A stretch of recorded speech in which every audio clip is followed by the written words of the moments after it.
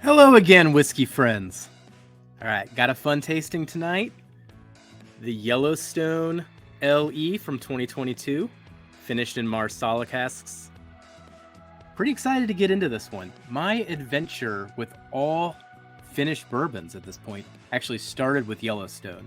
So we'll get into that story, get into this tasting, get into a little comparison action. Thanks for joining, everybody. Let's kick off the show.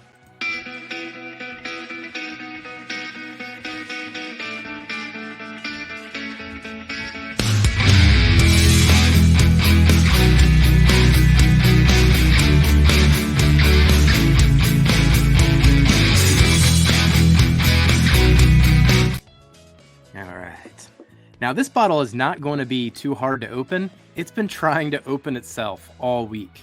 Like, down here in this space, temperature controlled, no sunlight, no nothing. But every time I come down, the cork is like half out. And it's gotten to the point where it's like stretched the tack strip here, and it's actually started ripping it, just from the fact that this bourbon wants out of the bottle. So we are going to abide, and let's finally let this thing breathe. See the good cork pop here. Yeah. All right. I was actually getting kind of worried the way it kept opening itself up too. I was like, geez, Pete, the cork still seemed to be nice and secure in there, but kind of a weird thing. And I feel like last year's did that to me too. These ones just want to open. Something about the neck and the pressure here. But cheers to local whiskey friends for this tasting. All right, so I'm going to pour this. So some stats on this one while this kind of opens up in the glass. This is the 2022 edition of the Yellowstone. These come out every year. Each year it's a different finishing. This is 101 proof. This year it is the Marsala cask. That's like a white dessert wine.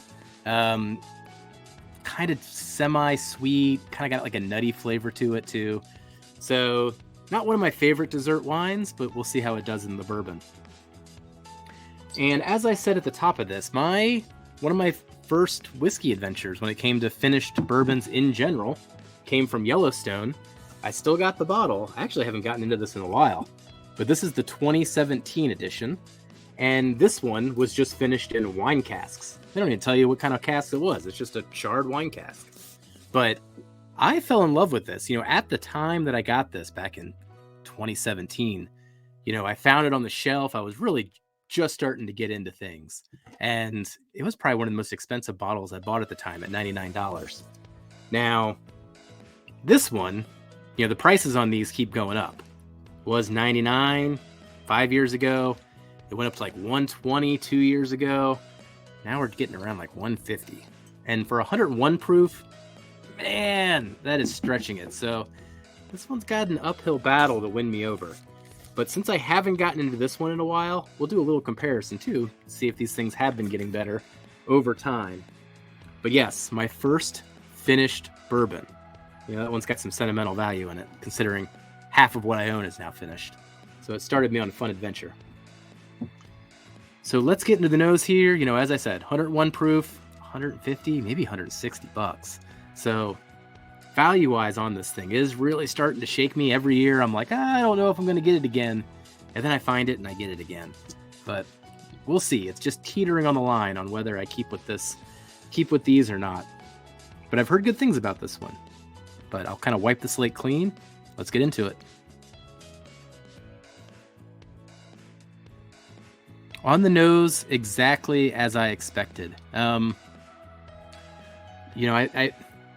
I don't know if they're sourcing these Yellowstones still or not, but man, it's just the, for the LEs at least, but the nuttiness that comes off of these has been consistent, the last couple of years. I guess that's pretty consistent with the Yellowstone single barrels. But that's the driving force of the nose so far. It's a peanut butter. It's not peanut butter cup going into chocolate. It's actually peanut butter and jam, kind of like a strawberry jam.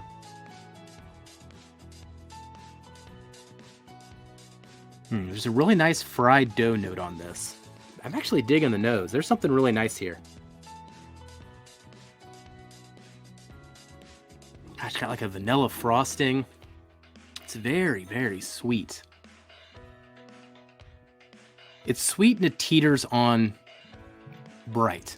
The peanut note is like the only kind of low dark flavor that I'm getting. And even that's not really that dark of a flavor. Yeah, just get a lot of powdered sugar, fried dough, vanilla icing, getting that peanut butter, strawberry jam thing.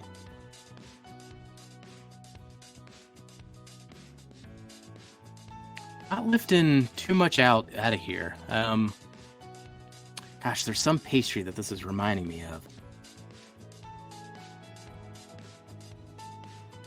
Gosh, maybe even the dough that I was referring to is more like an angel food cake. You know, an angel food cake with like white icing on top of it.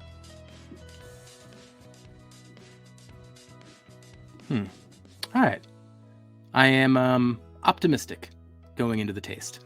All right. Cheers, whiskey friends.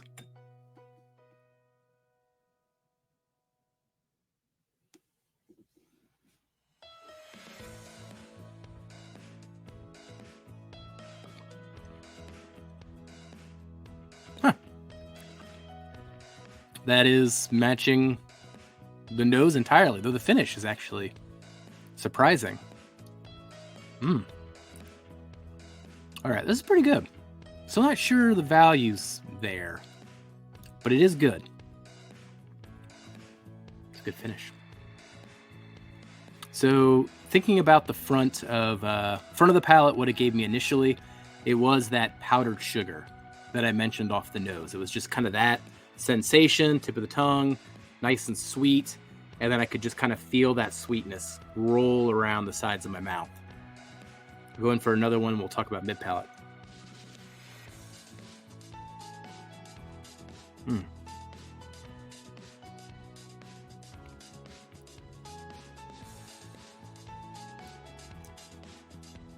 Yeah, then on the second sip, was actually getting a lot more fruits up front.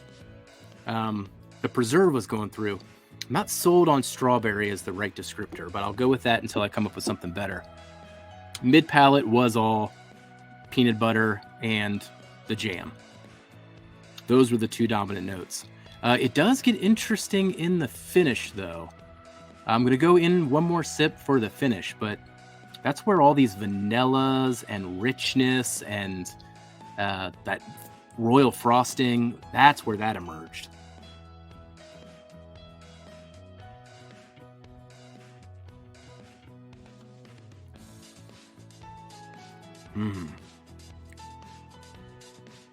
Oh, yeah. The fruits on this actually keep escalating every sip. And I really like what I'm tasting. It's really well constructed. The finish, yeah, I'm getting more of the blast. I think it's that dessert wine is actually starting to come through on the finish. It's almost that dry, sweet, nutty sensation of a white dessert wine.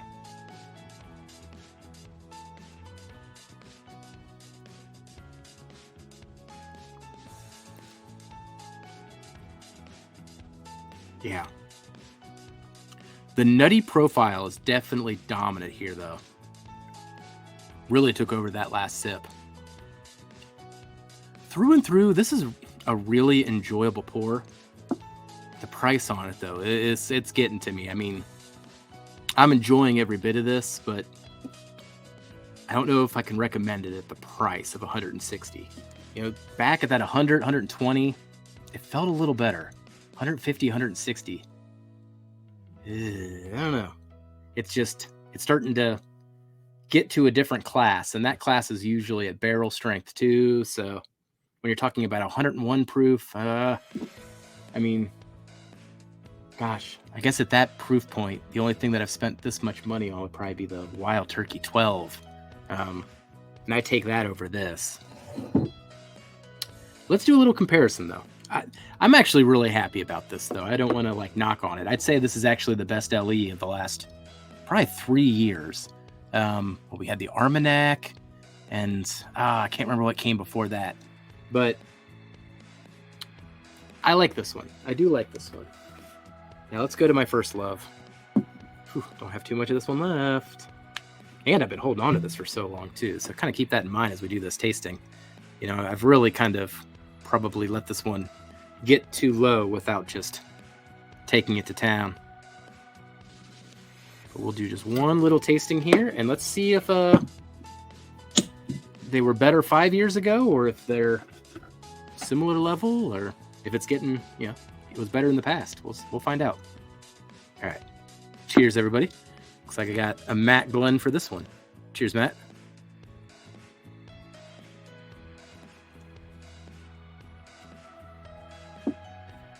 Different profile on the nose. The 2022 does have that overly nuttiness profile, just like you would a Yellowstone single barrel. And that is not dominant on this one at all. If there at all, honestly. Oh man, this one's really good. This one is strawberry jams. That's just all that I'm getting, is just all fruit sweetness. It's a lot brighter too, since it doesn't have that nutty note on it. All right, I'm gonna go in for a taste.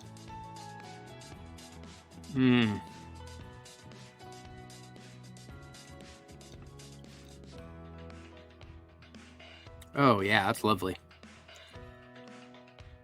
Makes sense why I fell in love with this all those years ago. Oh, it's really good. Man, different profile though.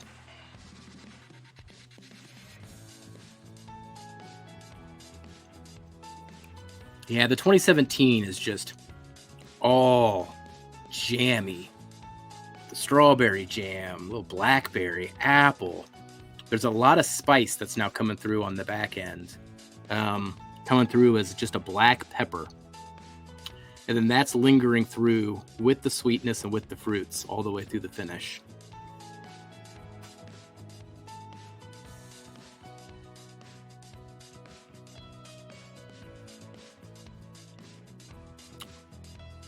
Now going back and forth, the fruits are canceling each other out, and I'm just getting nothing but peanut butter. I'm just getting nothing but the nuttiness there. So they're starting to interfere with each other as the similar notes cancel each other out.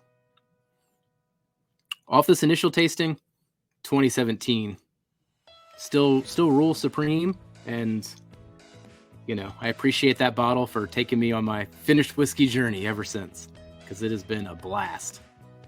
Well, I think that concludes this tasting of the 2022 Yellowstone. I love it.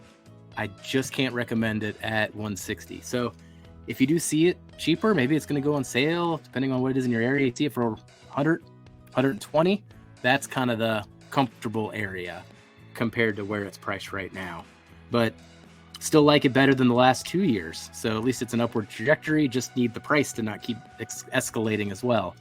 I know we're all getting frustrated with the prices, but got to draw a line at some point. Thanks for joining, everybody. Cheers, whiskey friends. Have a good one.